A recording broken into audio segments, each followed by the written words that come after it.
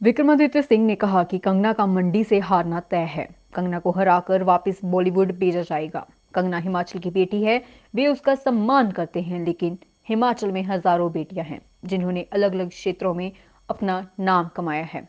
कंगना पर निशाना साधते हुए विक्रमादित्य सिंह ने कहा कि चुनावों में हर मुद्दा उठेगा, सवाल जवाब भी होंगे, जिसके लिए कंगना जवाब देने को तैयार रहें। मंडी में जिस तरह का माहौल बनाने का प्रयास किया जा रहा है, उसका हिमाचल के साथ कोई लेना देना नहीं है। सहमति बन पाई है लोकसभा की सीटों के लिए? नहीं, बिल्कुल। दिल्ली में 2 दिवसीय दौरे पर श्रीमती प्रतिभा सिंह जी, जो हमारी पार्टी की अध्यक्षा है, और हमारे माननीय मुख्यमंत्री आदरणीय ठाकुर सुखविंदर सिंह सुक्खू, और सभी जो हमारे पॉलिटिकल अफेयर्स कमेटी के समन्वय कमेटी के सदस्य हैं, सब दिल्ली में उपस्थित रहे। और सकारात्मक चर्चा जो हमारे इंचार्ज है राजीव शुक्ला जी, उनके साथ बैठकर, और श्रीमती प्रियंका गांधी जी भी उस बैठक में आई थी, और उन्होंने भी अपने बहुमूल्य विचार दिए कि किस तरीके से हमें संगठन को मजबूत भी करना है। और आगामी जो चुनाव प्रदेश के अंदर होने हैं, 4 हमारे लोकसभा के चुनाव हैं और 6 हमारे उपचुनाव सरकार के लिए है, विधानसभा के चुनाव है। तो उन सब पे बहुत गहन किया गया, चिंतन किया गया, और ये इस बात पे सहमति जताई गई है कि मजबूत प्रत्याशी हर विधानसभा हलके में भी, और उसके साथ साथ आपके लोकसभा सीटों पर भी मजबूत प्रत्याशियों को उतारा जाएगा। और मुझे लगता है कि उस पर जितने भी नाम हर इलाके से जो प्रोबेबल कैंडिडेट्स हैं, उनका डिस्कशन भी हुआ है, सबके प्रोज को, सबके कॉन्स को, क्या वो उनके स्ट्रेंथ्स है, क्या उनकी वीकनेसेस है, उस चीज़ पर चर्चा हुई है। और जो उसकी जो प्रीलिमिनरी बैठक है, उसके बाद इस मुद्दे को अब स्क्रीनिंग कमेटी में भेजा गया है, और स्क्रीनिंग कमेटी के बाद अब इस विषय को आगे जो है हमारी जो हाईएस्ट बॉडी है CEC, वहाँ पर भेजा जाएगा। और मुझे 13 तारीख को इस बैठक को रखा गया है। तो इसमें बिल्कुल मुझे लगता है कि क्लियर है कि 13 तारीख को सारी सीटों का परिणाम जो है वो आपके जो कैंडिडेट्स का परिणाम है, वो उसकी घोषणा कांग्रेस पार्टी द्वारा कर दी जाएगी। आपके नाम की चर्चा है कि आप भी मंडी से चुनाव लड़ सकते हैं, किस तरह की चर्चा हुई है?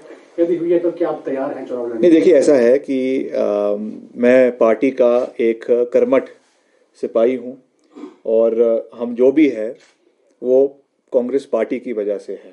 इसलिए आज ही नहीं, मैंने तो, आपको याद होगा कि आज से करीबन 6-7 महीने पहले भी कई इंटरेक्शंस में ये बात कही थी कि मैं कभी भी किसी भी आदेश से और किसी भी चुनौती से कभी पीछे हटने वालों में से नहीं हूँ। जो भी पार्टी का आदेश है, जो भी पार्टी का वो है, उसको हमने हमेशा आगे रखा है।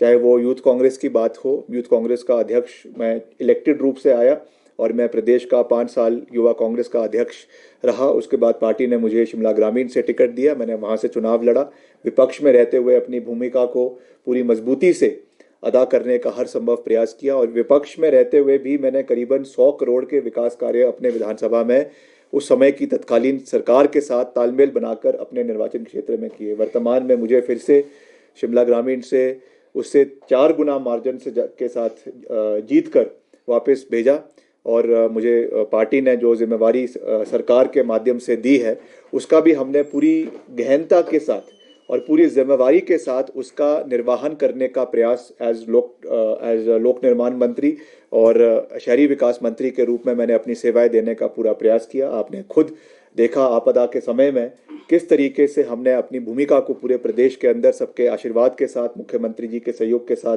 आगे बढ़ाया। आपदा के समय में, रिकॉर्ड समय में सारी सड़कों को प्रदेश के अंदर खोलने का काम हमने किया। जहाँ पे एक समय में 4500 सड़कें बंद पड़ी थी, उसको रिकॉर्ड समय के अंदर खोला, रिकॉर्ड समय के अंदर ब्रिजेस को बनाया, और केंद्र से भी तालमेल के साथ सहयोग लाया। 3000 करोड़ रुपए मैं केवल अपने विभाग के लिए लाने में हम सफल हुए। उसमें केंद्रीय मंत्रियों का भी हमने सहयोग लिया, अच्छा तालमेल उनके साथ बनाया। और अभी हाल ही में आपने देखा कि हमने फिर से, जब नितिन गडकरी जी हिमाचल आए थे, तो उन्होंने हमारे विशेष आग्रह पे 150 करोड़ रुपए हिमाचल को सड़कों के नवीनीकरण के लिए जो है वो दिए हैं। तो मैंने तो हमेशा एक सकारात्मक भूमिका हर रोल में निभाने का कोशिश की है, चाहे वो विधायक है, चाहे वो मंत्री है, चाहे वो संगठन का पदाधिकारी है।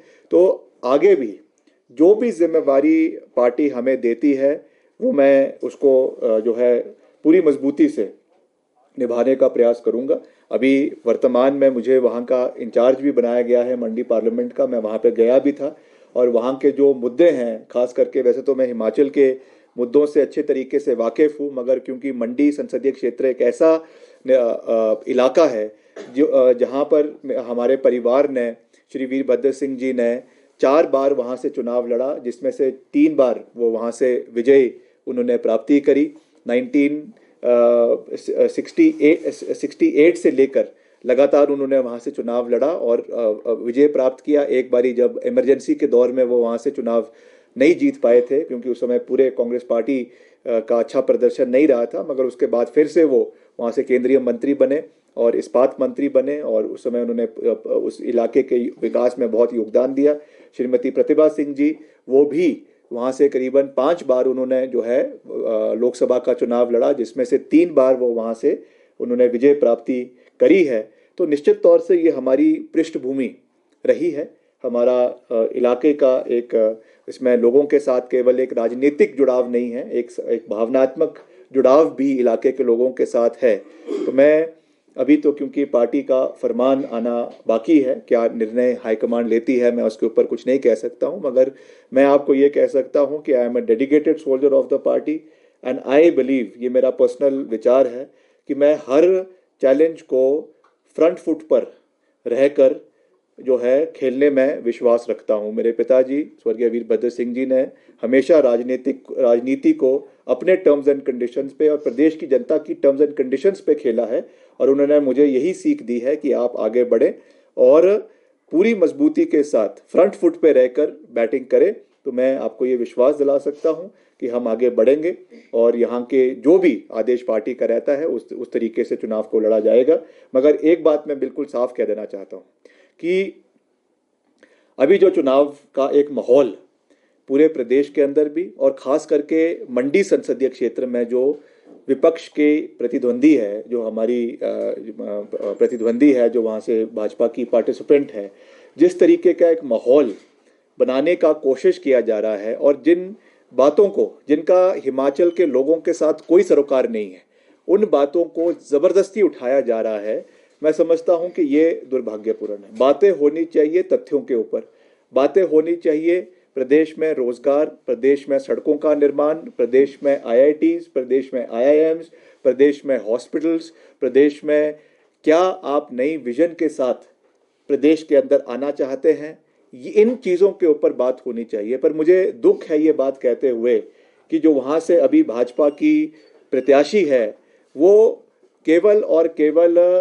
अपना एक हिमाचलियत के नाम पर या उस इलाके की बेटी होने के नाम पर जो है वोट मांगने का या लोगों का समर्थन प्राप्त करने का कोशिश की जा रही है। मैं उनका बहुत मान सम्मान करता हूं। मैं हर मन से ये कह रहा हूं कि वो हिमाचल की देश की अभिनेत्री हैं।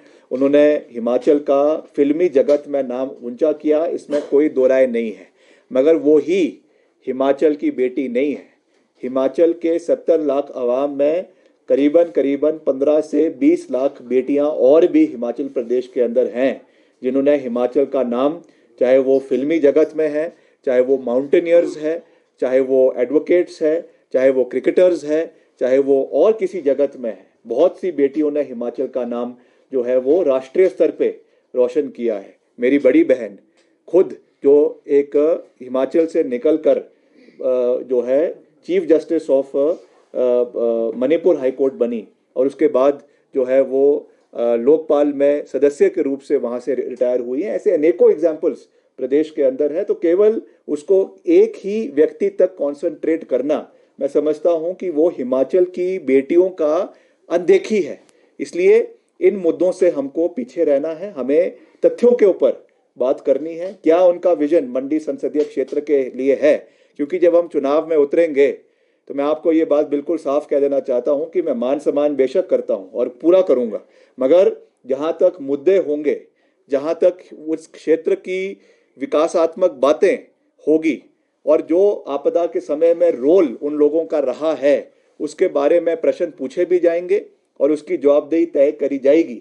ये बात मैं बिल्कुल साफ शब्दों में कहना चाहता हूँ। इसलिए मैं यही निवेदन उनसे ये करूँगा कि व्यक्तिगत इश्यूज को छोड़कर जो लोगों के मुद्दे हैं, जो प्रदेश हित के मुद्दे हैं, मंडी संसदीय क्षेत्र के लोगों के मुद्दे हैं, उनको आप प्राथमिकता दें और हम भी देंगे। ये हिमाचल प्रदेश के लिए भी और उस संसदीय क्षेत्र के लोगों के लिए भी मैं समझता हूं कि एक अच्छी बात रहेगी। नहीं, देखिए, अभी मैंने कहा है कि अभी इस पे कोई औपचारिक तरीके से घोषणा नहीं हुई है, तो let's see what the party high command has to say. Ultimately I have already said what they will say, उसको हम मानेंगे।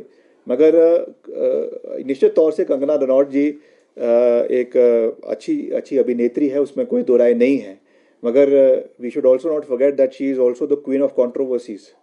जो उन्होंने बातें राष्ट्र में और देश में समय समय पर करी है, अगर वो सोच रही हैं कि वो मुद्दे चुनावों में उठेंगे नहीं, तो उनको जय श्री राम।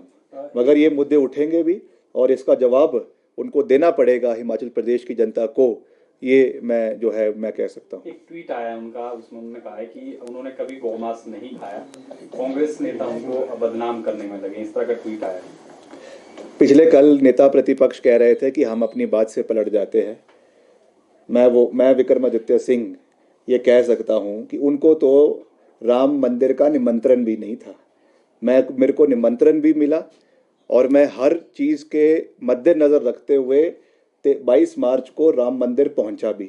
जो बात मैंने कही थी उसको मैंने पूरा कर दिखाया है। इसलिए मुझे जयराम जी से कोई सर्टिफिकेट लेने की आवश्यकता पहली बात तो है नहीं। और जयराम जी ने अपने मुख्यमंत्री कार्यकाल में कितने फैसले लिए और कितने फैसलों पर रात को पलट गए, अगर इसकी सूची में आज यहाँ पे बोलना शुरू कर दूँ तो रात हो जाएगी। कोरोना काल में रोज़ सुबह कोई फैसले लेते थे, शाम को उस फैसलों से पलट जाते थे। अधिकारियों के फैसले लेते थे, उन अधिकारियों के फैसलों से पलट जाते थे। अगर हम बोलने पर आ गए तो जयराम जी को अच्छा नहीं लगेगा। इसलिए मेरा उनसे भी निवेदन रहेगा कि आप अपने कार्यकाल की बात करें, अपनी उपलब्धियों की बात करें, व्यक्तिगत टीका टिप्पणी से बचें। बाकी वो बुद्धिजीवी है, वो जानते हैं क्या बोलना है क्या नहीं बोलना है। मैं उनको सिखाने वाला कोई नहीं होता हूँ। मगर मैं ये कह सकता हूँ कि जो मुद्दे होंगे वो हिमाचल के हितों के मुद्दे होंगे। सर, कंगना रनौत ने कहा है कि बीफ उन्होंने कभी नहीं खाया। कांग्रेस नेता जो भ्रामक प्रचार कर रहे हैं उनके बारे में। देखिए, सबसे बड़ी ये तो ऑन रिकॉर्ड है।